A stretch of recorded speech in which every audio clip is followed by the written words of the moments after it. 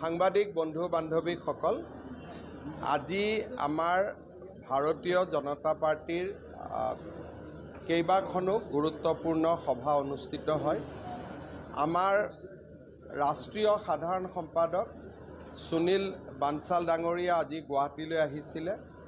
তেখেতে চৰকাৰ আৰু দলৰ সমন্বয়ৰ ওপৰত আমাৰ লগত আলোচনা কৰে আৰু কেইটামান পৰামৰ্শ আগবঢ়ায়।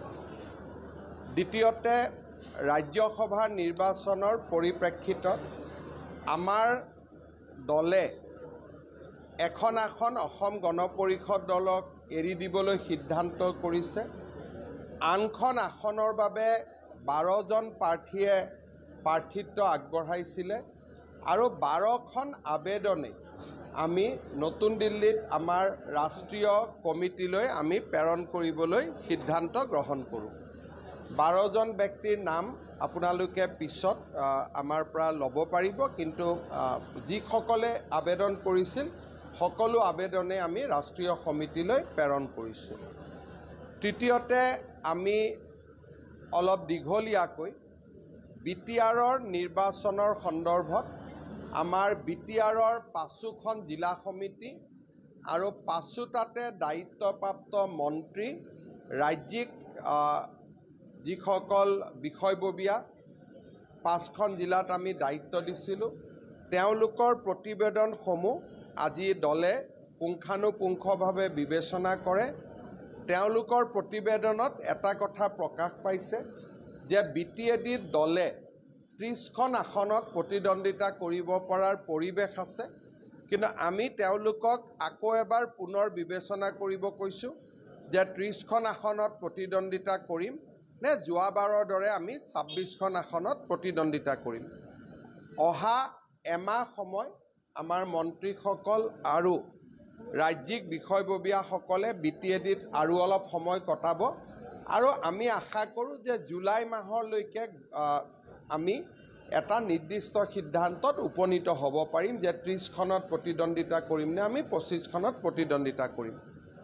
ৰাজ্যিক সভাপতি ডাঙৰীয়া, মই, আমাৰ প্ৰভাৰী হৰীশ দ্বিবেদী ডাঙৰীয়া, আমাৰ সাংগঠনিক সম্পাদক ৰাজু ডাঙৰীয়া, আমি সকলোৱে ৰাজ্যৰ শেহতীয়া বান পৰিস্থিতিৰ বিষয়ে আলোচনা কৰোঁ আৰু আমি এটা কথাত সকলোকে পৰামৰ্শ দিছোঁ যে চৰকাৰৰ সমান্তৰালভাৱে আমাৰ দলৰ সকলো কাৰ্যকৰ্তাই যাতে বানবিধ্বস্ত ৰাইজক সহায় কৰাৰ বাবে আগবাঢ়ি যায়।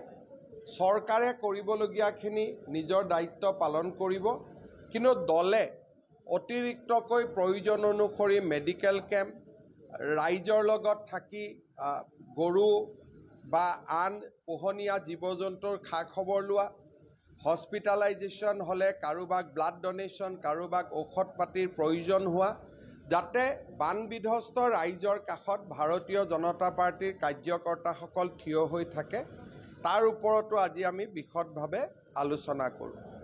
জুন মাহত আমাৰ কেইবাটাও গুৰুত্বপূৰ্ণ কাৰ্যসূচী আছে। 5 জুনত আমাৰ এনভাইৰনমেণ্টেল ডে', বানপানীৰ পৰিৱেশ অনুসৰি য'ত য'ত বানপানী নাই তাত আমি এনভাইৰনমেণ্টেল ডে' পালন কৰিম। শ্যামাপ্ৰসাদ মুখাৰ্জীৰ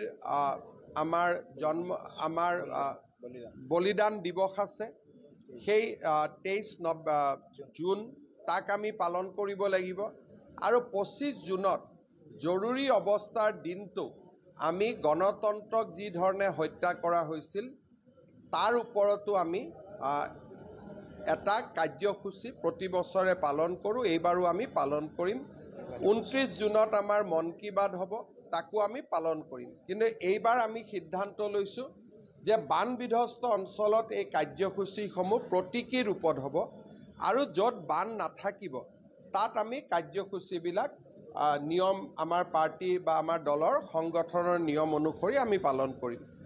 এক প্ৰকাৰ ক'ব গ'লে দিনৰ প্ৰায় 4:30 বজাৰ পৰা এতিয়া 9টা বাজিছে, আমি 4.5 ঘণ্টা সময় এনেধৰণে দলৰ বিভিন্ন কথা বতৰা আলোচনা কৰি পাৰ কৰিলোঁ।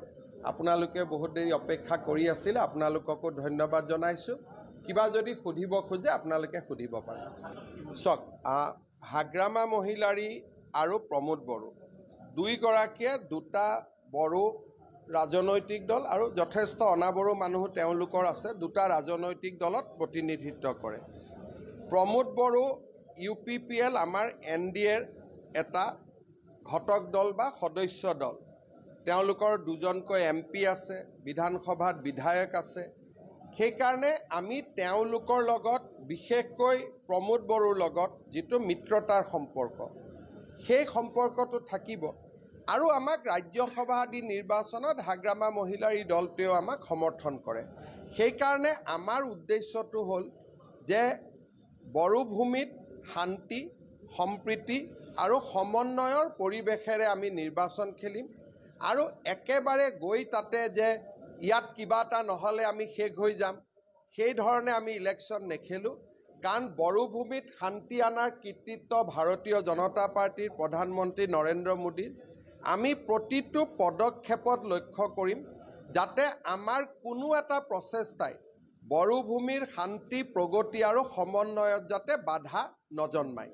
আৰু সময়ত এই কামখিনি আমি কেনেকৈ কৰিম, ইলেকশ্যনৰ ওচৰ চাপি অহাৰ লগে লগে এই বিষয়বিলাকত আমি আপোনালোকৰ লগত জনাই থাকিম আৰু আমি কথা বতৰা পাতি থাকিম। অঞ্জলি দৈমাৰীৰ যিটো দল, সেই দলটো এটা বড়ো ৰাজনৈতিক দল।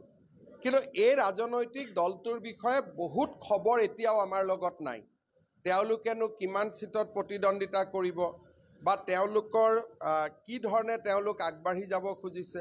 কিন্তু ব্যক্তিগতভাৱে অঞ্জলি দৈমাৰীৰ লগত মোৰ হোৱাটছআপত কথা বতৰা হৈ থাকে, সভাপতিৰ লগতো সম্পৰ্ক ভাল।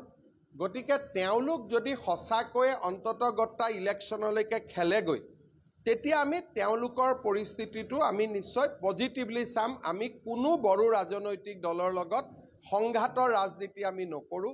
শান্তি, সম্প্ৰীতি, সমন্বয়, এই তিনিটা বস্তু আমি বজাই ৰাখি ইলেকশ্যন খেলিম। কাৰণ বড়ো ভূমিত যিসকল অনাবড়ো লোক, তেওঁলোকৰ নিৰাপত্তাৰ দায়িত্ব বিজেপিৰ আছে। আৰু বড়ো লোকসকলৰো আত্মনিয়ন্ত্ৰণৰ তেওঁলোকৰ যিটো আকাংক্ষা, সেই আকাংক্ষাক সন্মান জনোৱাৰ দায়িত্বও বিজেপিৰ আছে। গতিকে বিজেপিয়ে এটা সম্পূৰ্ণ পৃথক ৰাজনীতিৰে ইলেকশ্যন খেলিব। শিলচৰ পৌৰসভাৰ ইলেকশ্যন অক্টোবৰত হ'ব, BTRৰ ইলেকশ্যন ছেপ্টেম্বৰত হ'ব। গতিকে তাৰ পিছতে মিচিং কাউন্সিল, সোণোৱাল কাউন্সিল। গতিকে ডিচেম্বৰলৈকে বিধানসভাৰ ইলেকশ্যনৰ আগলৈকে 4টা ইলেকশ্যন হ'ব। মৰাণ মটকৰো কাউন্সিলৰ ডিলিমিটেশ্যনৰ প্ৰক্ৰিয়া চলি আছে। হয়তো ভোটাৰ লিষ্ট আদি সম্পূৰ্ণ হৈ গ'লে তাতো ইলেকশ্যন হ'ব পাৰে, যদিও তাত আমি ৰাজনৈতিক দল হিচাপে প্ৰতিদ্বন্দ্বিতা নকৰোঁ।